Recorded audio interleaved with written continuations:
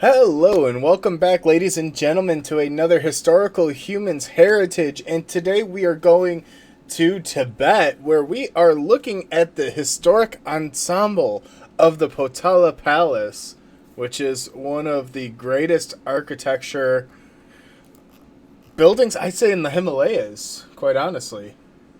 Yeah, Yes. So, I don't think that's a it's stretch. yeah, no, no. not really. I mean, there's a few. I think there's a really neat. I can't remember the name of it, but there's a really neat uh, palace in the capital of Bhutan that's really interesting to look at. It's like in the mountainside. It looks like, But we are but this looking one, at the this one's a really good contender for the best one. the Winter So Palace of the Dalai Lama. yes. So it is. This palace has been around since the 7th century, and it is the traditional administrative center of Buddhism in Tibet. It is a symbol of Tibetan Buddhism, and it's actually divided into two separate palaces. Oh, really? Wow. Yes, the palace complex is divided into the white and red palaces, both of which have their own separate set of supporting buildings and structures to allow them to be functional administrative centers. Wow. Oh, Um, yeah, so I like it they, when palaces are actually not just used for show. I you also know, find it interesting that I noticed the difference in colors. I didn't realize that was also the difference. Plus, the outside of the palace works as stairs to get up to the palace. No yeah, moats or hostile architecture here. yeah, no, this is Just stairs. the, yeah, the mountain does that for them. You'll be quadzilla by the time you get to the top, but it's all good. Dude, it makes me wonder, like, do these guys just walk around with just like the biggest legs around? Like every Probably day's leg yes. day for them. They are Every probably day, quadzillas. yes, they also probably are very well adjusted to low oxygen environments, as this palace is built at 3,700 feet. Oh, so if they ever travel outside, they are going to be like monster athletes. It This is kind of reminds me of High you know Hrothgar. Is there a frost troll along the way they have to fight? It's no why the no U.S. Olympic teams train in Colorado, though, the higher atmosphere, so then whenever they go Oh anywhere yeah, else, they're acclimated. they're higher up there, all right. Oh, shut up. Yeah, so the palace is at the center of a town called Lhasa, which is where it is, of course, located, and the palace itself is home to 698 murals See, we and need ten more murals. and Oh God. 10,000 painted scrolls. We need more murals. I was If saying earlier today that we need more murals. That's what the world has lost. Yeah, Shameless plug time. If you want yeah, to know what he's talking about, watch the other heritage video that would be released Last before week. this one. Last Last week, week. yeah. yeah, yeah. So So watch it if now. you're yeah, and for those of you who might be wondering why there are two palaces here, for the winter home of the Dalai Lama and all that, well, the White Palace is the place where the Dalai Lama resides in the winter. It is his winter home, his traditional winter home at least, and the Red Palace is the traditional burial ground for the Dalai Lamas. Oh, Oh wait, dude, wait. Uh, yeah, it So is. It contains the gilded burial stupas of the previous Dalai Lama, so it is effectively a funerary palace. wow. that's wow. They got everything there, don't they? Yep. I like that it's also built into the mountain and on it. Like, you could see the buildings built at the foot of it, and then you see the mountain grow with the White Palace on the outside. You I can would see always that be it so. supports such a large facility, though. There are thousands of people that can live and work in there. That's just so insane to me. Like, there's like, you see that mountain there? We're gonna build a palace there. Yeah. Then everybody would be like, "What? Why?" Because the Dalai Lama's gonna live there, and they're like, "Okay." Well, and you know for a fact that there are tons of tunnels and crypts underneath there.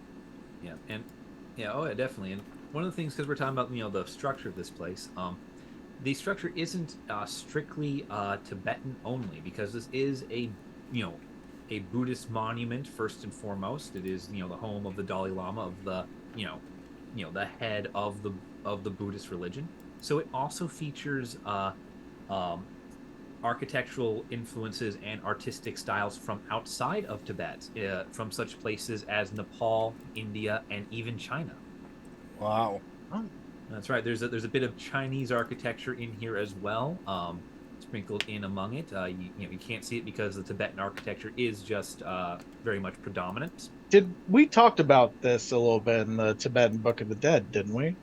Um, I don't know if the Or at palace least their itself, relation to Buddhism, but did we? yes, Tibet. But with the when we talked about the Tibetan Book of the Dead, we did talk a lot about Tibet's relationship with Buddhism and becoming a center of Buddhism. We did not talk about the palace itself, however, as the Book of the Dead is not associated with the Dalai Lama, but rather with funerary rites in general. Okay, I was just Whereas making the sure. palace is exclusively for, the Dalai Lama. And I think the only thing we probably should mention on that fact is the fact that the Dalai Lama no longer resides here regularly. Mm-hmm. I wonder why. Yeah, if Yeah, you'd like to see a video about that topic, leave a comment down below because it's quite interesting, but it's a multifaceted affair. yeah. Uh, But this is a traditional center for Buddhism and for the Dalai Lama for centuries.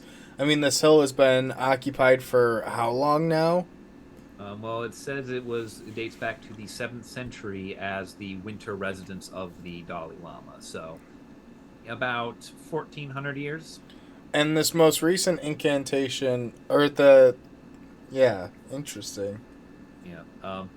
As far as protections for it go, it is currently considered a state priority protected site and is um, protected by the law on the protection of cultural relays. So it is subject to a number of national level protections within the government, which is really all it can hope to get, aside from some general protections from being on UNESCO. I Yeah. mean, Oh. I have, unfortunately, I do have very little faith in the state priority protected site requirement after a certain government decided to dip parts of the Great Wall of China in concrete.